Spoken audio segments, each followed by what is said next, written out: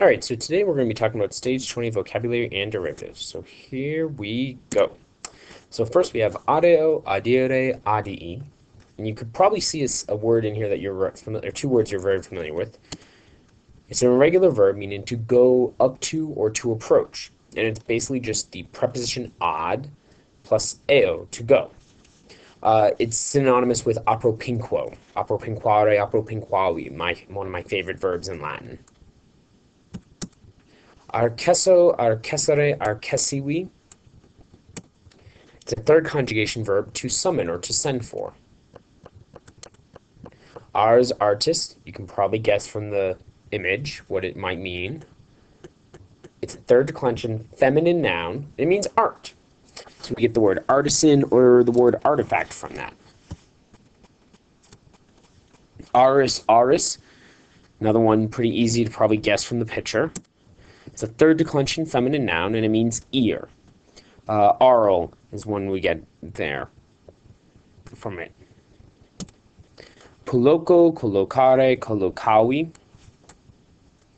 It's a first conjugation verb, and it means to place or to put together, because it's basically the word con, meaning with, and loco, to place. To collocate is a derivative from it. Crudelis, crudele. It's a type 3 adjective, and it means cruel. Denique is an adverb, meaning at last or finally. Similar to the Latin word tandem. Despero, desperare, desperavi. It's a first conjugation verb meaning to despair. It's from the Latin words de, meaning off or from, and spero, meaning hope. So it's to be away from or from hope. Doctus is a 2-1-2 adjective. It means to be learned or to be clever. So doctrine comes from it. It's related to the Latin word doctor, which is an educated person. Domus, probably pretty easy to pick out from the picture. Fourth declension, feminine noun. Remember, most fourth declension nouns are masculine. This is an exception. And it means house. So it's synonymous with casa or villa.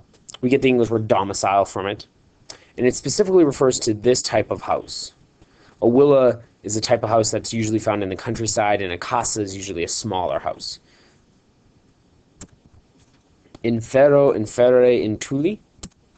It's an irregular verb meaning to bring in or to bring on.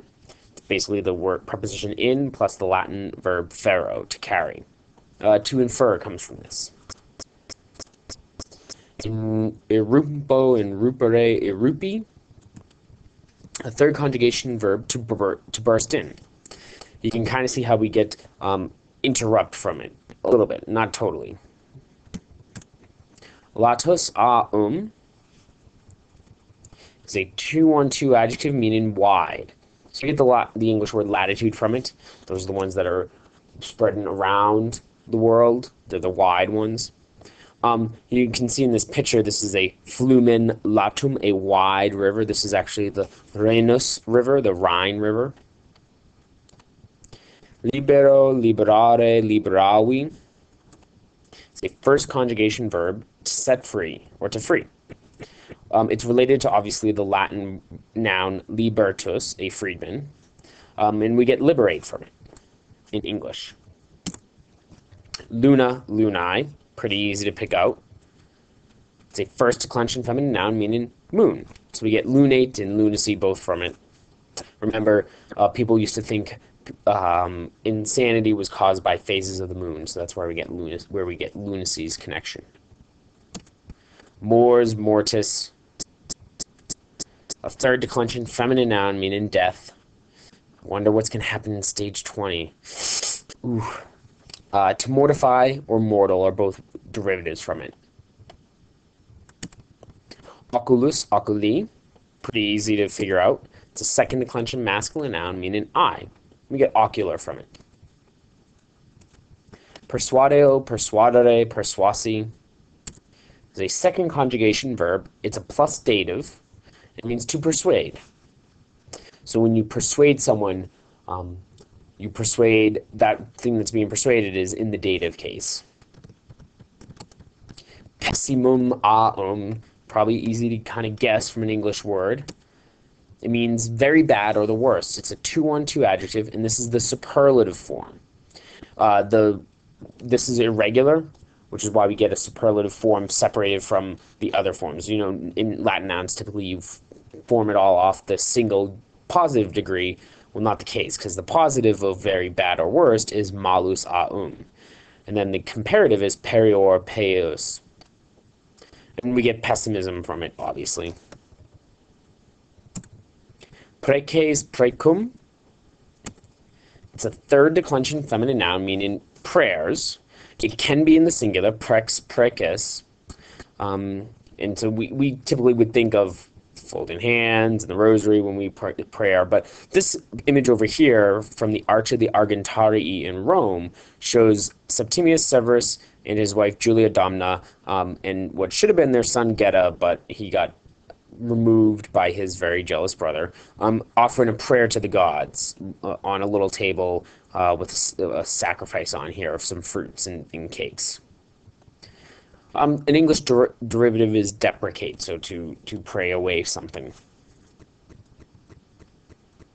In Cambridge Latin, you're going to see the plural forms more than you'll see the singular forms, but you can make singular forms from it. Relinquo, relinquere, relinqui is a third conjugation verb, to leave.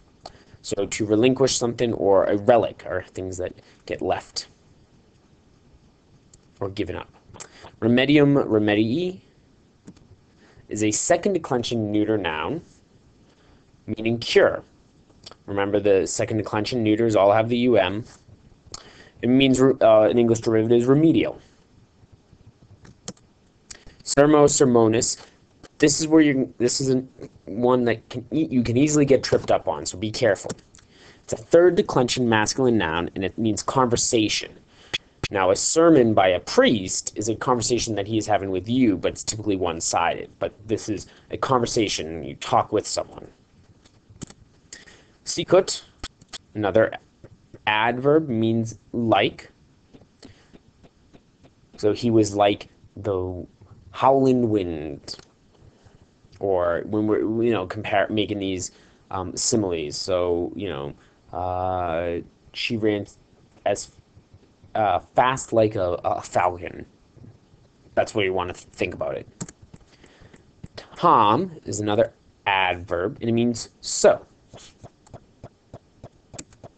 Tempto, temptare, temptavi is a first conjugation verb, and a lot of times you'll see them abbreviated like this when the stem stays the same. So it's tempt plus are, tempt plus avi to fill out those other two forms. And it means to try, so we get the word temptation from it.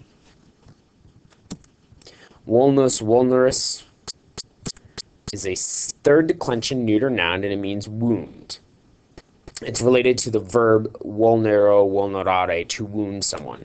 Remember, if it's third declension, and we know it is because of the is right here, and it ends in us like this, it's going to be neuter. All right. So litus, litoris, corpus, corporis are two examples of that. And we get the English word vulnerable from it. Now, the last thing we have in this chapter are numbers. Yay! Stage 20, we get numbers. So in Latin, we have unus, which works like an adjective. Duo, duai, duo, which also works like an adjective. Tres, tres, tria, again, works like an adjective. So these all can have to agree in gender, number, and case. So 1, 2, 3. And then we have the rest. Quattuor, quinque, sex, septem, octo, noem, decem, viginti, triginta, quadriginta, quinquaginta. And you can see how they're related to the Romance languages. Uno, due, tre, quattro, cinque, sei, sette, otto, nove, dieci, venti, trenta, quaranta, cinquanta. And then uno, dos, tres, cuatro, cinco, seis, siete, ocho, nueve, diez, veinte, treinta, cuarenta, cincuenta. You can tell my Spanish is worse than my Italian. But you can see how they're all related in here. So these are our numbers that we're going to have to learn. And that is it for our vocabulary today.